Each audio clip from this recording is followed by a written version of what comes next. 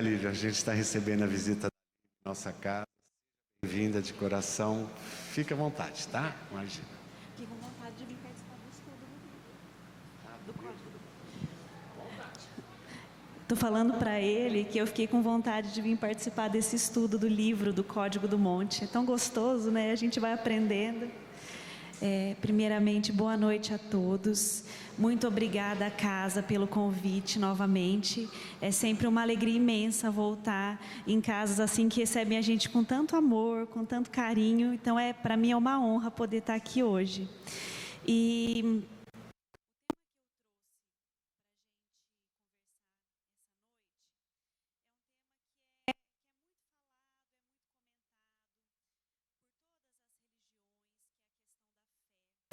mas hoje eu gostaria de fazer isso de uma maneira um pouco diferente com vocês aqui. Porque quando a gente fala de fé e quando a gente estuda, lê ou escuta, assiste palestra, nós geralmente vemos histórias que são muito distantes da nossa realidade. E a gente às vezes tem aquela dificuldade em como isso vai se encaixar na minha vida, né? Como que aquilo que eu estou procurando, aprendendo, aquilo que eu estou buscando, pode se adaptar à minha vida, pode modificar e melhorar a minha vida. Então, esse nosso tema hoje, fé, ele vem de uma maneira diferente no seguinte sentido. Eu gostaria de convidá-los, a cada um dos que hoje está aqui, para a gente fazer uma viagem. É uma viagem no tempo, que nós vamos voltar 2000 anos atrás. Nós vamos reviver uma parte daquela história, talvez a história mais famosa da humanidade, que é a história de Jesus, a história de Cristo. E essa viagem no tempo que nós vamos revisitar aqueles momentos passados por Cristo, nós vai nos levar a uma segunda viagem, que essa vai ser a mais importante para a gente hoje, que é a viagem para dentro. Aquela viagem que não tem a ver com quando, onde, tem a ver com quem eu sou, o que é bom em mim e o que não é e que eu preciso melhorar. O que eu posso mexer dentro de mim que vai me trazer conforto, que vai me trazer alívio, que vai me dar melhor qualidade de vida. E essa qualidade de vida vindo permeada, vindo de mãos dadas com um proceder correto, com um caminhar da maneira que Jesus nos ensinou. Então hoje o nosso convite é esse, que a gente possa fazer essa viagem voltando lá atrás. Especificamente em que momento da história? A gente vai começar relembrando o momento da crucificação de Jesus. Só que nós vamos ver essa crucificação sob uma perspectiva diferente. Porque nós também estamos acostumados a ver aquilo que Jesus falou, aquilo que se desenrolou, né, no momento a momento com ele, com situações em volta dessa crucificação. Hoje nós vamos, para poder entender e buscar um pouco dessa questão da fé dentro da gente, analisar esse momento histórico, mas sob a perspectiva não do Jesus, do crucificado. Hoje nós vamos tentar entender o que aconteceu com outra personagem, com outra pessoa que viveu esse momento, que é Maria, que é a mãe de Jesus. E essa história que eu vou contar para vocês, ela foi contada pelo Espírito Humberto de Campos, pelas mãos de Chico Xavier no livro Boa Nova. E ele nos conta que naquele momento da crucificação, que Jesus estava lá, com todo aquele sofrimento físico e moral também, porque morrer crucificado era o pior tipo de morte que poderia existir na época. Era morrer sendo humilhado, além de toda a dor, de toda a questão física que envolvia, que devia ser muito difícil, muito terrível, né? Muito massacrante, ser pregado vivo, ficar pendurado e tudo mais, que nós já sabemos. Mas a questão é aquela mãe agora, aquela mãe que estava ali, aos pés da cruz, vendo o filho dela pregado. E quando a gente fala de Jesus, de Maria, a gente às vezes tem aquela noção de que Maria olhava para Jesus e via ele como nós vemos, Jesus, o espírito mais elevado que passou pela terra, o Cristo planetário. E talvez não fosse bem assim, porque eu acredito que Maria via Jesus de uma maneira muito maior. Ela olhava para ele, ela não via o Salvador do mundo, o Cristo, o Filho de Deus. Ela via o filho dela. Ela via aquele bebezinho que ela carregou 9 meses na barriga, que ela pariu, e que ela estaria lá para o que der e vier. Talvez quem for mãe aqui vai entender melhor do que isso. Seu filho pode ser quem for, pode ser a pessoa mais poderosa, mais sublime, ou o contrário, pode ser a pior pessoa do mundo, é seu filho, é a pessoa que você mais ama. E é isso que nós estamos pensando aqui no momento. Maria, aos pés da cruz, vendo o filho dela, passando por todo aquele sofrimento. E é interessante que Maria, nesse momento, chorando, desesperada, rogando a Deus que desse paz, que desse tranquilidade para que ela pudesse passar por esse momento da melhor maneira possível.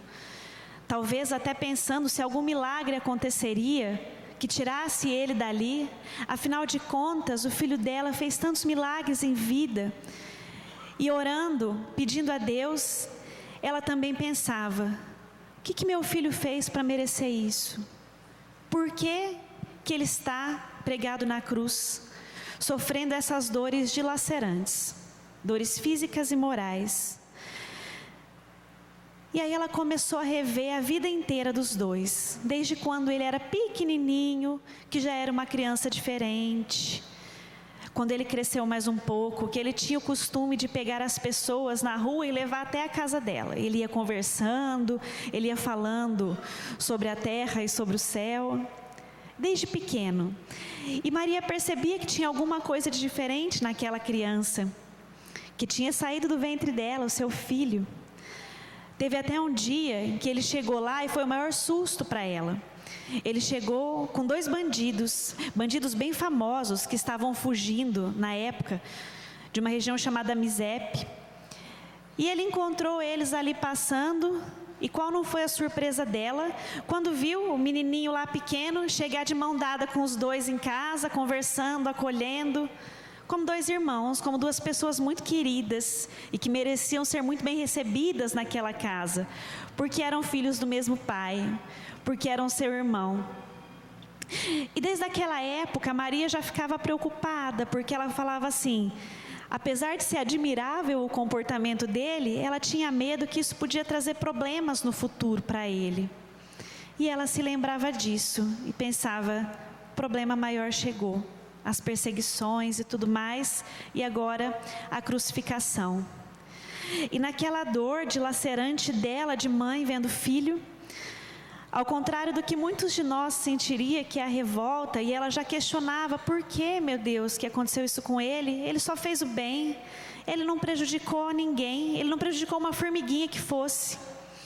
No mesmo instante, veio na sua mente, no seu coração: não sei os motivos para que isso esteja acontecendo, mas faça-se na escrava a vontade do Senhor.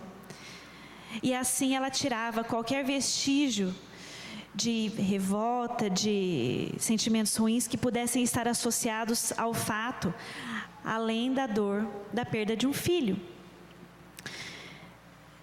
Quando de repente ela percebeu que chegou uma pessoa e tocou no ombro dela, e ela olhou, era João Evangelista. Porque quando Jesus foi para ser crucificado, os discípulos, os apóstolos, eles ficaram com muito medo, porque eles corriam o risco de serem pegos também, porque eles eram perseguidos por conta de Jesus. E eles fugiram, eles se esconderam, eles tinham medo. E a gente não deve julgar, porque a gente provavelmente ia fazer a mesma coisa na situação. Mas João não. João teve coragem, por amor a Jesus foi até lá, tocou o ombro de Maria nessa hora E ela olhou para ele e ficaram ali, abraçados, aos pés da cruz, olhando para Jesus. E Jesus, nesse momento, olhou, viu os dois ali, e se deu uma das passagens também mais conhecidas, né, da história bíblica, em que ele olhou para Maria e disse: mãe, eis aí o teu filho. E olhou para João e disse: filho, eis aí tua mãe. E dessa forma, como se ele coroasse toda a obra dele, o ensinamento, com uma lição de amor universal, de amor que transcende laços sanguíneos. Ali ele mostrava que as pessoas têm que olhar umas para as outras com olhar de família, com olhar de sentimento, de respeito, com olhar de acolhimento, desejando tudo de melhor que possa acontecer para aquela pessoa. E aquilo foi muito marcante para os dois, para Maria e para João. E aí se sucedeu, né, todo o desenrolar da crucificação e a retirada do corpo depois de Cristo e toda a história que nós já conhecemos. Mas o que nos chamou muito a atenção nessa história foi aquele momento da dor maior em que Maria disse: faça-se na escrava a vontade no Senhor. E isso talvez remonte a gente, ao nosso pensamento, a uma das maiores demonstrações de fé que possa ter existido, pois ela não sabia o porquê dele estar sofrendo tudo aquilo. Ela sabia que ele não tinha feito crime nenhum para estar pagando daquela forma. Ela via todos os milagres que ele fazia, todas as pessoas que ele ajudava. Todos viraram as costas. E mesmo assim ela não se revoltou. Ela pensou: não sei a causa, mas sei que Deus cuida de tudo. E se assim foi permitido, deve ter um objetivo maior. Então, que seja feita a vontade do Pai. Chorou as dores da mãe, mas sem a revolta amarga. E aí a gente começa a fazer a nossa viagem interior e a se questionar: como anda a nossa fé? E a gente sabe que é muito distante, talvez demore muito para a gente conseguir ter uma fé como a de Maria.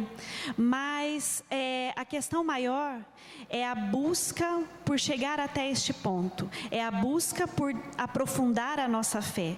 Por conseguirmos conquistar uma fé tão grandiosa que nos dê a fortaleza que essa mulher teve. De num momento de dor suprema, que é a perda de um filho, não se desesperar e aceitar com resignação aquilo que a vida lhe trazia. E eu trouxe uns apontamentos aqui para nós refletirmos, que foram feitos pelo Espírito Emmanuel, também pelas mãos de Chico Xavier, no livro Pensamento e Vida, em que ele nos diz que a fé não encontra definição no vocabulário vulgar. Ou seja, nós tentamos definir fé, mas a realidade é que qualquer palavra que nós dissermos para tentar explicar a questão da fé vai ser muito pouco diante de tudo que ela representa, diante de todas as modificações que ela vem para trazer na vida de um indivíduo. E ele nos diz mais: para encontrar o bem e assimilar-lhe a luz, não basta admitir-lhe a existência, é indispensável buscá-lo com perseverança e fervor. Porque muitos de nós achamos que a fé é um presente, que uns têm, outros não têm. Que a gente vai dormir um dia sem fé e no dia seguinte Deus talvez vá nos abençoar e nós teremos uma fé ardente. E ele diz: não, a fé é algo que se deve buscar ardentemente, caso desejamos tê-la. É como se fosse um canteiro de flores. Nós temos a questão da fé como se ela fosse uma flor que nós ganhamos. E ele vem e diz para a gente: não. A fé não é flor que se dá ou que se recebe. A fé é canteiro que se cultiva. É canteiro que se cultiva, que se põe a semente para germinar, que se tira os matinhos que tentam destruir. É trabalho diário, é dia após dia. E qual que é o nosso interesse em desenvolver a fé? É porque a fé, ela traz muitas outras virtudes associadas a ela. Quando nós temos fé, nós acreditamos que o melhor está por vir, independente do que esteja acontecendo com a gente, nós aprendemos a ter paciência. A gente aprende a olhar aquela situação difícil que está acontecendo e falar: calma, eu sei que isso tem dia para acabar, por pior que seja a situação. É naqueles momentos de revolta em que a gente se sente injustiçado. Isso é muito comum. Quem aqui nunca na vida se sentiu injustiçado por alguma situação? A gente entender que isso não existe, que as injustiças não existem na lei de Deus, que todos nós passamos por situações necessárias ao nosso crescimento, que nós não nos lembramos daquilo que nós fizemos em vidas passadas. A gente se esquece muitas vezes até do que fez no dia anterior. Se a gente perguntar assim, quem se lembra do que almoçou ontem? Muitos não vão lembrar. Eu sou uma pessoa que esquece. Quem dirá o que nós fizemos há 1 ano, há 10, há 100, há 1000? Nós não sabemos, nós não nos lembramos, e temos que dar graças a Deus por isso, porque se a gente conseguisse olhar para trás e ver tudo de errado que a gente fez, eu acho que talvez a gente não tivesse força suficiente para levantar e caminhar. A fé traz isso, a fé traz a certeza de que haja o que houver, está no lugar correto. E nos dá forças de saber que se está no lugar correto, se chegou até mim aquela situação, é porque eu tenho condições de suportar. É porque eu terei condições de passar por aquilo e seguir adiante. Independente do que for.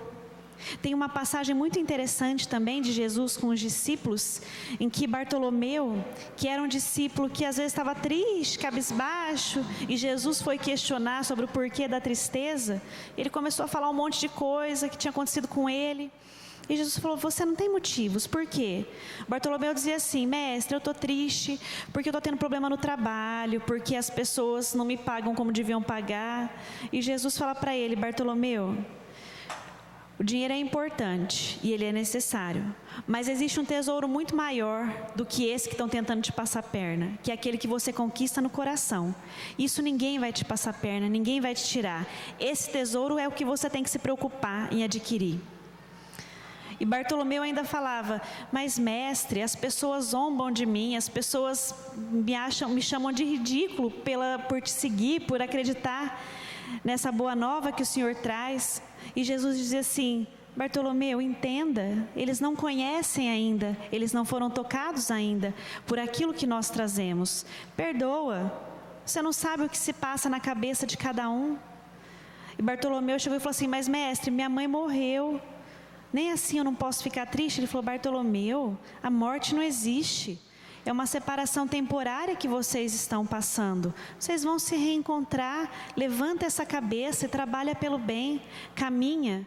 A única morte que a gente deve chorar é a morte do crime, de quando a pessoa se perde, de quando a pessoa sai do caminho do bem. E mesmo assim, Bartolomeu, não precisa chorar tanto não, porque essa pessoa ainda vai se levantar, vai caminhar e vai se reencontrar. Então você não deve sofrer e chorar assim por nada, Bartolomeu, porque tudo está onde deve estar. Embora a dor vá te visitar, aceita e pergunta para essa dor o que ela vem trazer de crescimento para a tua vida, ao invés de sofrer. Isso é fé, é isso que Jesus vinha nos ensinar.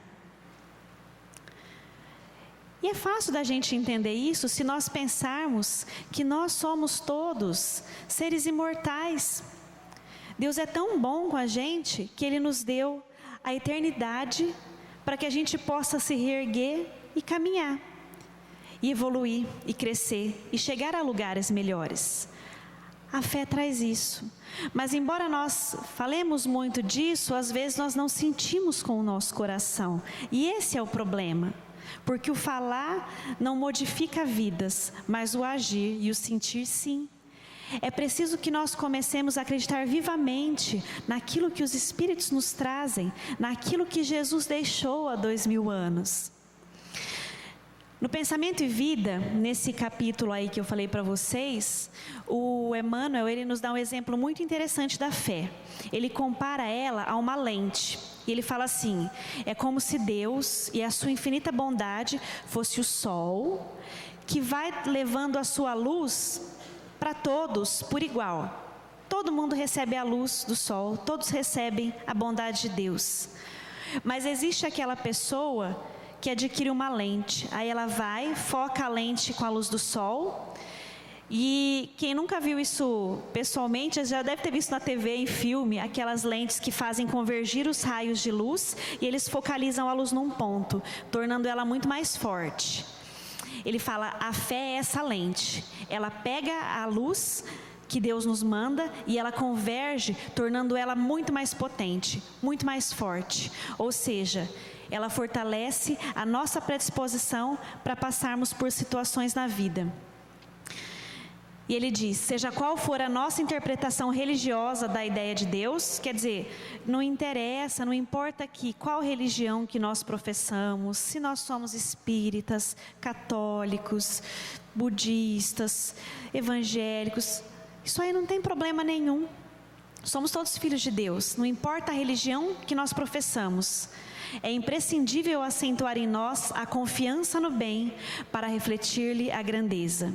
E a fé vem disso, da gente potencializar a nossa confiança no bem. Confia no bem, busca em cada situação, em cada pessoa, em cada momento que você vive, algo de bom, por mais que seja difícil. E naqueles momentos que a gente não consegue encontrar, porque isso acontece também, a gente tem que lembrar que nós não temos a visão de tudo, que nós não sabemos o que envolve cada ser. Nós não sabemos a dor que machuca lá dentro cada pessoa. Nós não sabemos as companhias espirituais que cada um tem, que muitas vezes colaboram para que a pessoa haja de maneira errada. Doenças da alma, que são atraídas pelo nosso próprio comportamento desregrado, mas que não nos cabe julgar, porque todos nós temos, todos nós. Então ele fala, busca o bem em toda situação, e isso vai te fortalecer na fé, como a lente que focaliza os raios de luz, tornando eles muito mais potentes. Mas aí chega uma questão que a gente sempre se pergunta assim, né? Eu não sei se vocês já pensaram nisso, acredito que muitos já, mas às vezes eu pensava, meu Deus, se a gente for pensar no tamanho do planeta, do universo, e pensar que Deus está olhando por tudo, é como se nós, pessoas, dentro do universo, fôssemos um grãozinho de areia, né? E a gente fala, mas será que Deus está vendo tudo mesmo? Porque é muita coisa, né, para se saber. Mas aí entra a questão que nós precisamos entender que Deus não é uma pessoa como nós, que precisa olhar para administrar cada coisa. Deus é a energia viva que permeia todos os lugares, todos os ambientes, todas as situações, todas as pessoas. É como se cada um de nós fosse um peixinho que estivesse dentro de um grande aquário. E a água que envolve o peixe é o fluido de Deus. Ou seja, nada passa despercebido. E interessante, porque fala, nossa, ficar pensando nessas coisas, né? Mas será que Deus está olhando por todos nós ou não? Allan Kardec também pensou nisso. E ele fez uma pergunta para os espíritos referente a essa dúvida que muitas vezes chega até nós. Na questão 963 do Livro dos Espíritos, Kardec disse: com cada homem, pessoalmente, Deus se ocupa, quer dizer, ele vai e fica se ocupando de cada um, indivíduo. Não é ele muito grande e nós muito pequeninos, para que cada indivíduo em particular tenha a seus olhos alguma importância? Porque se a gente anda na praia, a gente está andando na areia, a gente vê aquele monte de grãozinho, para a gente é tudo uma coisa só, a gente não está tão preocupado. E ele fala, será que Deus sendo tão grande e nós tão pequenos como grãozinho de areia, Ele vai se preocupar tanto com a gente assim? E a resposta dos espíritos, ela vem focal e vem certeira. E os espíritos dizem, Deus se ocupa com todos os seres que criou. Com todos os seres que criou. E aqui eu peço licença para vocês, porque eu me lembrei de um trecho muito interessante, que a gente até comentou ontem, a Sônia vai lembrar, que é do livro Pensamento e Vida também, que Emmanuel nos diz que Deus ama desde o verme que rasteja no solo até o anjo celestial que o representa junto deste verme, com o mesmo amor. Então os Espíritos nos dizem assim, ó, Deus ama com o mesmo amor os anjos para quem você ora, assim como os vermes que rastejam no chão, na terra que você pisa, porque todos são criação dele.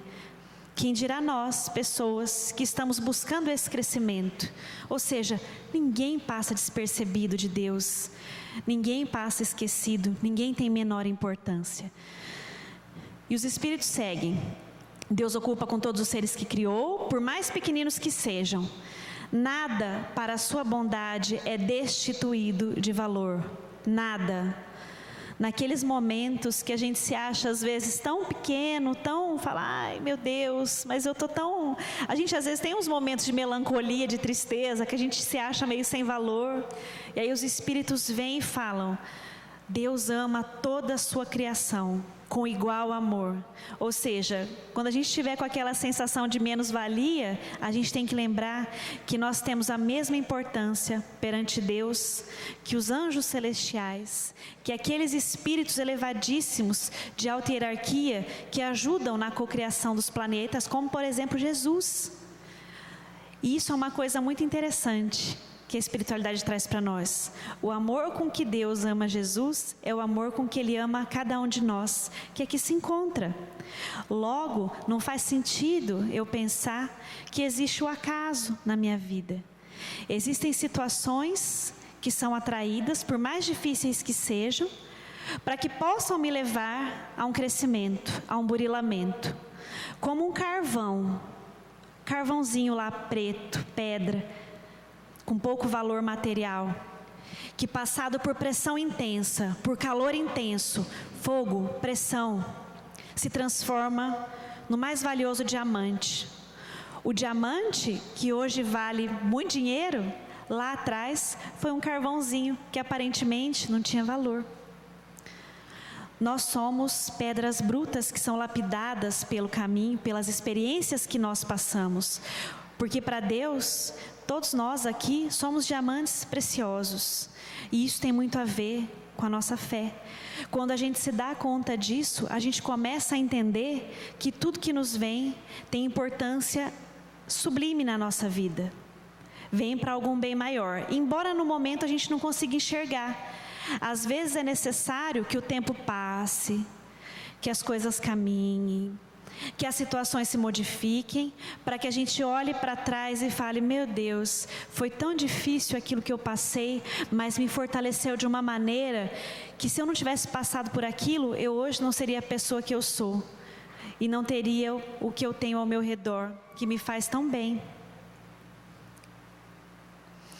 Antes da gente voltar para a história da Maria, que eu ainda tenho mais para contar para vocês sobre ela, eu trouxe um trecho aqui, que é do livro Consolador, que ele também fala de uma maneira muito especial sobre a questão da fé e sobre como ela é importante e modifica o nosso cotidiano. Ele diz o seguinte, o Espírito Emmanuel: ter fé é guardar no coração a luminosa certeza em Deus, certeza que ultrapassou o âmbito da crença religiosa, fazendo o coração repousar numa energia constante de realização divina da personalidade. Ou seja, ter fé vai muito além de frequentar uma religião, de se intitular religioso ou não. Ter fé é algo que toca o nosso íntimo, o nosso coração, vai além disso. Vai além de você querer saber se a pessoa estuda a religião, não estuda, frequenta a religião, não frequenta, qual religião ela frequenta. Para a fé isso não é importante, porque ela é muito mais. Conseguir a fé é alcançar a possibilidade de não mais dizer eu creio, mas afirmar eu sei. Entendem a diferença? Quando eu falo eu creio, é assim, ó, eu acredito que vai dar certo. Eu estou pensando assim, ó, tem tudo para dar certo. Quando eu falo eu sei, é porque eu não tenho dúvida. Não é uma possibilidade, é uma certeza.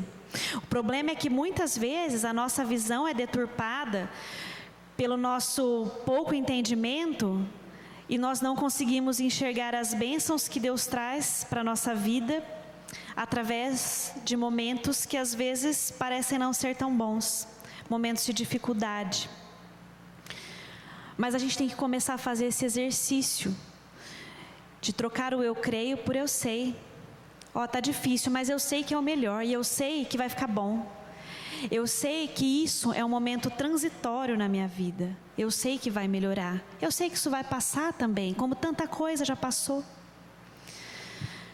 Traduzindo a certeza na assistência de Deus, ela exprime a confiança que sabe enfrentar todas as lutas e problemas com a luz divina no coração.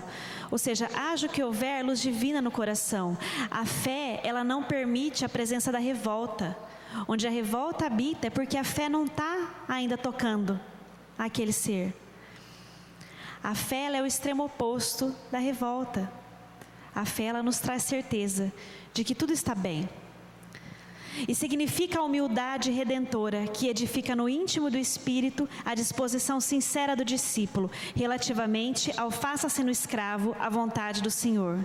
Quer dizer, o Emmanuel retoma aqui aquela frase que Maria disse aos pés da cruz, quando ela sofria, quando ela chorava, quando ela via o tão amado filho dela, tão bom, partir, porque ela estava vendo um filho que aparentemente estava morrendo, que ela não sabia quando ela ia ver, se ela ia ver, como ia ser. Mas no coração dela não tinha um eu creio que vai ser bom, tinha um eu sei, tinha uma firmeza. Eu sei que Deus está mandando aquilo que é o melhor, seja para mim, seja para a humanidade. Então faça-se aquilo que for da vontade do Pai. Vê como a fé é muito grande, é muito grande. A questão da fé, ela transcende qualquer conceito. No Evangelho segundo o Espiritismo, tem um capítulo todo dedicado a esse estudo da fé, que se chama A Fé Transporta Montanhas, em que ele faz um estudo de várias passagens evangélicas em que Jesus falou durante a sua caminhada aqui na Terra sobre a questão da fé, sobre como alimentar a fé, como desenvolvê-la e as modificações que traz para a gente. E lá os Espíritos dizem, a fé sincera e verdadeira é sempre calma. A fé é sempre calma. Dá a paciência que sabe esperar, porque tendo seu ponto de apoio na inteligência e na compreensão das coisas, está certa de chegar. Se eu sei que vai ficar tudo bem, se eu sei que esse momento difícil é uma passagem, se eu sei que isso também vai passar, eu fico calma. Eu sei que é questão de tempo. Eu sei que é questão de paciência. Eu sei que é um dia após o outro. E por mais que a gente se pergunte, mas quantos dias a mais? Eu sei que vai chegar. E aí eu começo a desenvolver paciência e calma. A fé incerta sente a sua própria fraqueza. A fé incerta é essa que a maioria de nós tem, que eu tenho, que acredito que muitos aqui têm. A fé incerta, que é quando a gente acredita muito, quando está indo tudo bem. E a hora que acontece alguma coisa ruim, a gente começa a ficar meio violento, meio bravo, meio desacreditado. É essa a fé incerta que os Espíritos falam no Evangelho segundo o Espiritismo. A fé incerta sente a sua própria fraqueza. Quando está estimulada pelo interesse, torna-se colérica e crê suprir a força pela violência. A fé incerta traz violência para o nosso dia a dia, porque a gente quer passar por cima daquilo que precisa viver rápido e a gente quer fazer a coisa acontecer goela abaixo. E aí a gente sofre, a gente se machuca, a gente machuca os que estão ao nosso redor e muitas vezes a gente não consegue o aproveitamento necessário para aquela situação que nós precisaríamos passar. E aí nós, como espíritas, começamos a entender a seguinte situação: nós passamos por uma dificuldade, ficamos revoltados, não aceitamos, passa um tempo, acontece tudo de novo. Daí nós ficamos bravos de novo. Por que comigo, meu Deus? E aí passa um tempo, acontece outra situação semelhante. E aí a gente vem e pergunta, é Deus querendo que você pague alguma coisa errada que você fez? Não. É a divindade trabalhando para moldar o seu coração, o nosso coração, para transformar a pedra no diamante. E o que acontece com o aluno na escola que fica revoltado, que faz a prova tudo errado, que não consegue tirar a nota certa, ele repete, estuda de novo, faz a prova de novo. Se ele for bem, se ele atingiu a média, ele passa, aí ele segue adiante. E se ele não passa de novo, o que acontece? Ele repete de novo, aí ele precisa estudar, ele precisa fazer a prova de novo, é mais ou menos assim. Então a fé, que vem banhada de paciência, ela também nos traz esse benefício. Passa com resignação e serenidade as tuas provas e busca aprender o que elas te trazem, modificando o teu coração, para que você não precise passar de novo pela mesma situação na vida. Não que seja fácil, não é. Por isso que nós estamos aqui, por isso que nós sofremos todo dia. Mas quando nós passamos a ter conhecimento de como funciona o mecanismo, fica mais fácil da gente se pôr firme e se vigiar. Se vigiar no seguinte sentido: cada vez que a revolta for chegar, cada vez que a gente for reclamar, cada vez que a gente for fazer um apontamento ruim, e nós somos mestres, nós somos doutores em fazer essas coisas, a gente apertar o botãozinho da vigilância e falar: opa, a minha proposta agora é outra, eu vou fazer diferente. Eu não quero mais passar por tudo de novo. Ao invés de me revoltar com isso, eu vou tentar enxergar o que essa situação me traz de bom. E se eu não conseguir enxergar agora, eu não vou me preocupar, porque eu sei que ela vai passar. E quando ela passar, eu vou olhar para trás para tentar entender. É isso. A calma na luta é sempre um sinal de força e confiança. A violência, ao contrário, é uma prova de fraqueza e de dúvida em si mesmo. Então, cada vez que a gente vê, cada vez que nós estivermos revoltados, violentos, bravos, a gente agora vai apertar o botãozinho da vigilância que diz: não, não é isso que eu quero para mim. Agora o exercício é diferente. Eu vou tentar entender, e mesmo que eu não entenda, eu vou tentar suportar de maneira serena, tranquila, porque eu sei que vai passar. E eu sei que vai ser bom quando passar. E quando nós enxergarmos o próximo numa situação dessas, ele chegar violento com a gente, ele chegar brigando, a gente fala chutando cachorro morto, né? A gente às vezes está quieto lá, e já chega alguém dando uma bordoada na gente, literalmente chutando cachorro morto, e a gente fica bravo e briga também. Aí começa um outro exercício, da gente olhar para essa pessoa e entender que provavelmente ela está passando por uma situação muito difícil, mas que infelizmente ela ainda não tem esse amuletinho chamado fé, que se conquista e se carrega no coração. E essa violência, esse modo intempestivo de agir, tem mais a ver com a fragilidade dela do que com qualquer coisa. Então, quando nós vemos uma pessoa violenta, uma pessoa brava, uma pessoa fazendo umas coisas ruins assim, a gente também vai fazer um exercício de mudar o pensamento. E ao invés de pensar assim, ó, nossa, que pessoa ruim, pessoa mal, talvez não seja uma pessoa mal, talvez seja uma pessoa frágil demais, frágil, com medo, e que se esconde atrás dessa violência para tentar passar por aquela situação difícil, porque ainda não conhece, ainda não conseguiu conquistar o amuletinho da fé, que é aquela conquista do exercício diário que nós falamos lá atrás. Mas, voltando para a história da Maria, porque ela não acabou por ali, passou um tempo da crucificação de Jesus, e Maria se mudou para Bataneia, onde ela tinha os parentes de José, que a família, né, deles ali, que acolheram ela, e ela foi viver com eles. E eram dias de muita saudade, em que ela ficava ali, lembrava do filho, orava, e a vida dela era sentir saudade e esperança no porvir, pensando no futuro, no dia que ela pudesse reencontrar com Jesus. E passado um tempo, vocês se lembram daquele momento da cruz, em que Jesus olhou para Maria e João e falou: filho, tua mãe, mãe, o teu filho. Aquilo marcou muito fundo o coração de João discípulo. E João voltou um tempo depois, foi lá na Bataneia procurar Maria, e falou: Maria, eu vim para te buscar, porque eu demorei, porque eu mal tinha onde morar, não tinha como te levar para cuidar de você. Mas agora, Maria, eu consegui uma casinha para a gente viver, lá em Éfeso. A família real de Adiabene tinha se convertido ao cristianismo como várias pessoas lá da região do Éfeso, e lá estava tendo um crescimento grande dos ensinamentos de Jesus. Lá eles não estavam sendo perseguidos, igual estava acontecendo em outros lugares. Ela falou, e eles deram uma casinha para a gente viver. Que existe até hoje lá, né? Que os turistas vão, visitam, conhecem a casa onde viveu Maria com João. E João falou assim para Maria, vamos comigo, porque lá a gente vai reviver aquilo que a gente vivia com Jesus. Maria, pensa só, a gente vai chegar lá e vai contar as histórias de Jesus para as pessoas. Vamos ensinar aquilo que Ele nos ensinou. Nós vamos cuidar das pessoas necessitadas, vamos ajudar quem precisa mesmo. A gente vai reviver aquele período de ouro que a gente viveu com Jesus aqui na terra. Eu e você. E como Ele falou que era para eu ser seu filho, que você seria minha mãe, é essa a minha proposta hoje, Maria. Vem comigo, vem ser minha mãe, vem morar comigo, e a gente vai continuar a história que Jesus deixou aqui para a gente.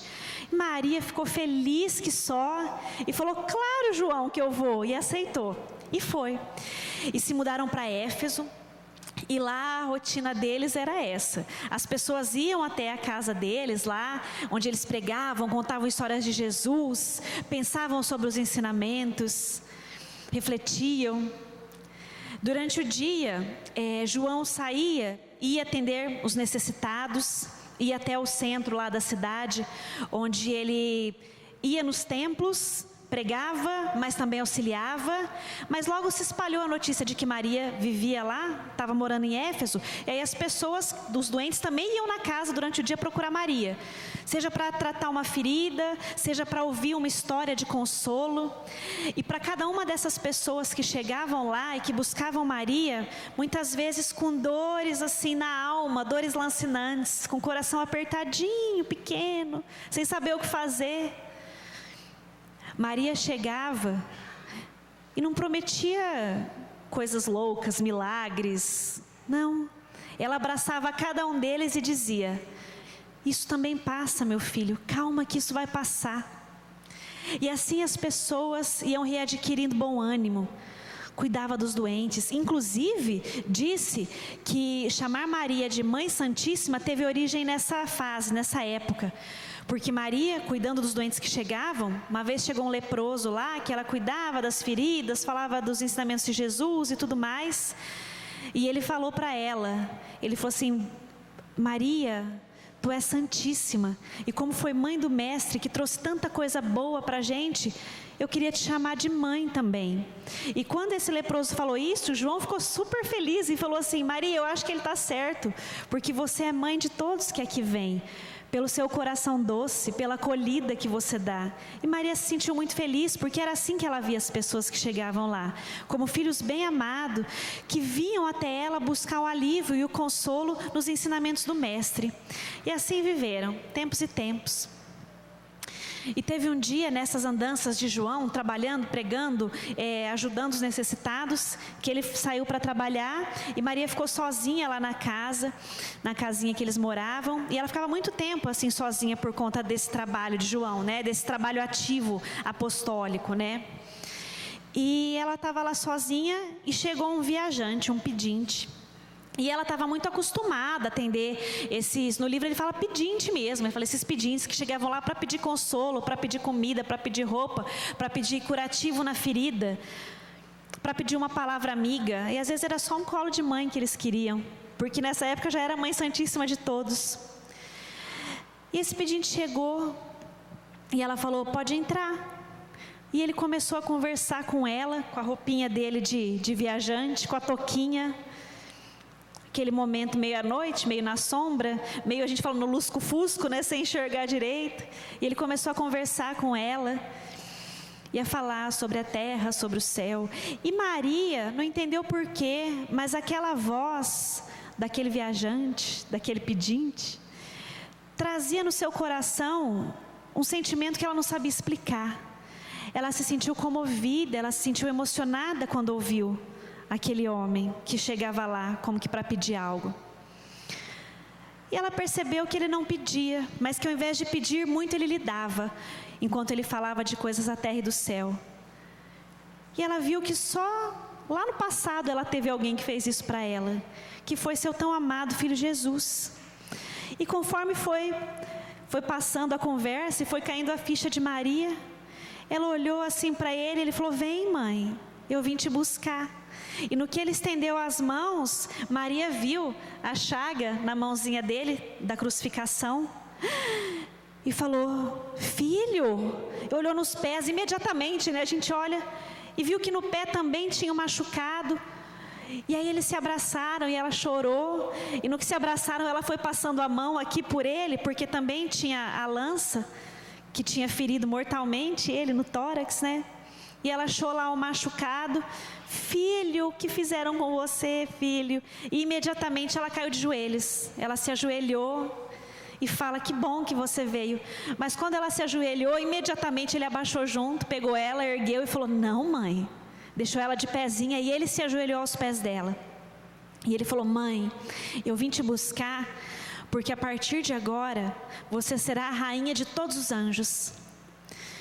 E imediatamente Maria começou a escutar como que cânticos celestiais, como se centenas, milhares de anjos estivessem ao redor, cantando, trazendo flores, harmonias, como se fosse uma grande festa.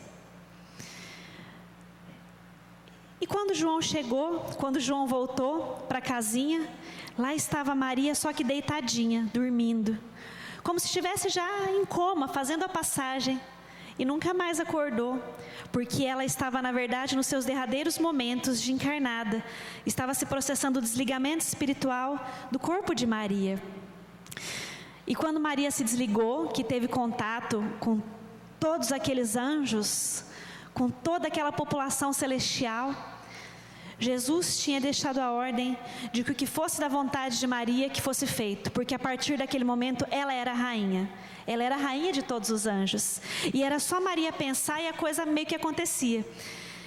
E ela sentiu uma saudade imensa dos momentos que ela passava com Jesus, vontade de rever aquelas regiões, aqueles lugares onde Jesus andou, e imediatamente para lá foi transportada. Ela junto com todos os anjos que a acompanhavam. E ela passou por aqueles lugares com aquela alegria no coração, com aquela saudade boa, aquela sensação doce. Só que imediatamente ela se lembrou das notícias que chegaram até ela, que em Roma tinha muitos cristãos que estavam sendo perseguidos, pessoas presas, pessoas que tinham sido tiradas da casa delas, tinham sido despejadas de sua casa, prisão, pessoas que eram jogadas para os leões comerem, como se fosse um circo. As pessoas iam lá assistir os cristãos serem jogados para o leão e serem devorados vivos. E Maria se doía muito com aquilo, porque ela sabia que as pessoas estavam passando por aquela situação por causa do seu filho Jesus. E naquele momento ela desejou visitá-los, estar ao lado deles para saber como estavam.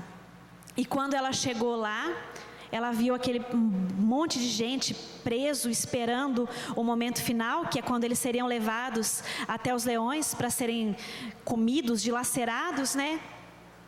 E ela pensou, o que ela iria desejar para aquelas pessoas? Ela pensou: eu posso pedir para que eles sejam libertos. Ela falou: mas não é isso, porque se eu pedir que eles sejam libertos, eu vou estar indo contra aquilo que meu filho fez, porque Jesus mostrou, se entregando e permitindo ser morto na cruz, que mais valia ser preso pelos erros dos homens, estar preso pela visão dos homens, escravo dos homens, mas liberto com o coração ligado a Deus. Que o problema era o contrário, era quando a gente parece livre, bem, vida boa, mas o coração prisioneiro dos vícios, dos erros, de coisas ruins. Então não era a libertação que ela queria para eles, ela queria muito mais, porque ela sabia que aquelas pessoas que lá estavam, logo mais estariam nas cortes celestiais, junto com ela, onde ela também estava. Então a libertação não era o melhor que ela daria para eles naquele momento. E imediatamente ela pensou: eu quero dar alegria para essas pessoas, eu quero que eles fiquem alegres. E se aproximando de um a um, as pessoas que estavam lá para morrer não sabiam o que estava acontecendo, mas elas sentiam uma disposição nova no seu coração, quase que uma alegria, uma coisa estranha, um conforto. E Maria foi até uma mulher que estava lá magrinha, no canto, maltrapilha, rosto sofrido. Foi no ouvidinho dela e falou: canta, filha, canta. E imediatamente a mulher, sem entender o porquê, começou a ter vontade de cantar. E ela começou a cantar. E diz que ela começou a cantar um hino de louvor e de agradecimento, falando de como era boa a vida e de como eram belos os ensinamentos do mestre, falando que não tinha medo de nada que pudesse acontecer. E contagiados por essa mulher que cantava, vários outros começaram a cantar, com o coração tocado pela presença de Maria, que eles não sabiam que estava lá, mas eles sentiam amor, eles sentiam tranquilidade, eles sabiam que acontecesse o que acontecesse, que eles seriam devorados por leões, mas que o melhor estava por vir, porque eles estavam atingindo o contato com o Mestre Jesus, com as cortes celestiais. E assim foi, todos cantaram. Diz que os poderosos da época que levaram eles para a morte acharam até que eles estavam meio que em devaneio. O medo da morte deixa a pessoa louca, ela começa a fazer umas coisas estranhas, está cantando, mas não. Na verdade, eles sentiam a presença de Maria e dos anjos que lá estavam trazendo força. E Humberto de Campos termina essa história de Maria sendo coroada como rainha dos anjos, nos dizendo que toda vez que nós passarmos por uma instituição religiosa, seja lá qual ela for, não importa o rótulo que a religião leva, mas onde estiver pessoas reunidas, buscando os ensinamentos de Jesus, e que nós ouvirmos as pessoas cantando, porque é muito comum a gente passar pelas igrejas e ver as pessoas cantando, né? Louvando. Ele falava: toda vez que vocês verem isso, lembrem-se de Maria, lembrem-se do presente que a rosa mística de Nazaré deixou no coração de cada um dos filhos do Pai, que é a música, que é a alegria no coração, que é a fé de que o melhor sempre está por vir.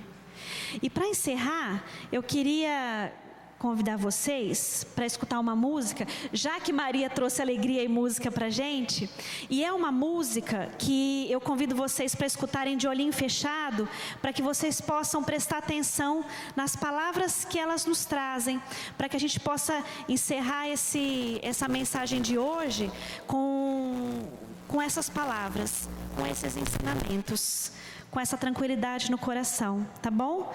Então, eu também vou sentar para fechar o olho, para escutar a música também. Então, se cada um puder fechar o olhinho agora, como se fosse uma oração, e escutar a letra dessa música, que é como se fosse Maria falando para cada um de nós. Muito obrigada pela atenção de vocês e uma ótima semana a todos.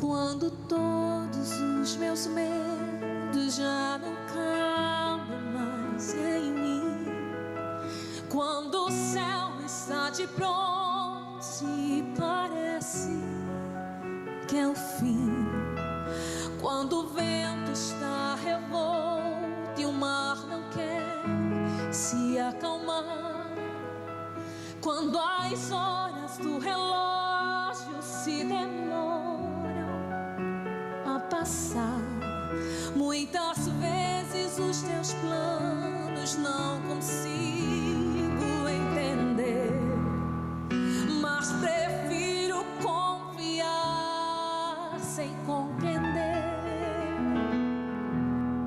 Eu creio em ti, eu creio em ti, eu oro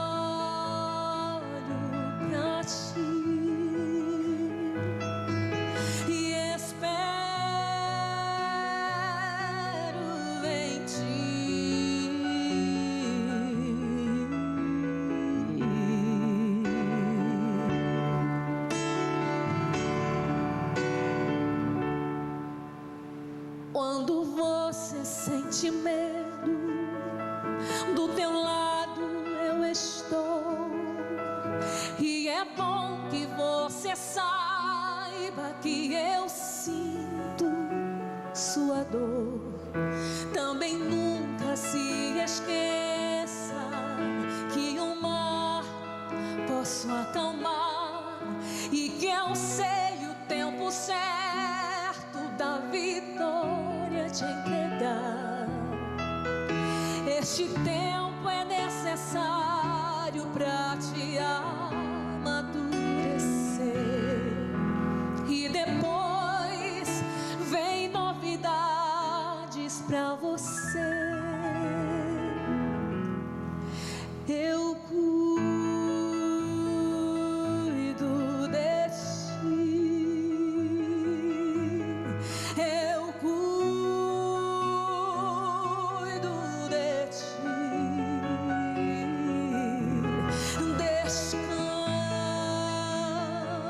Descansa em mim. Comece a sorrir.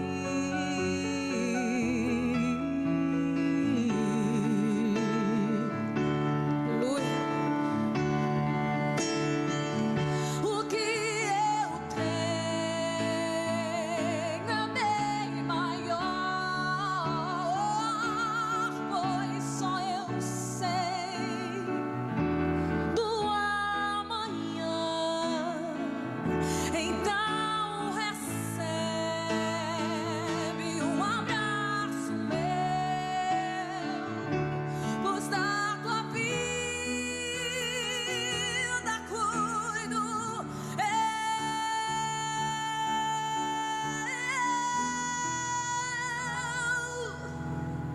eu cuido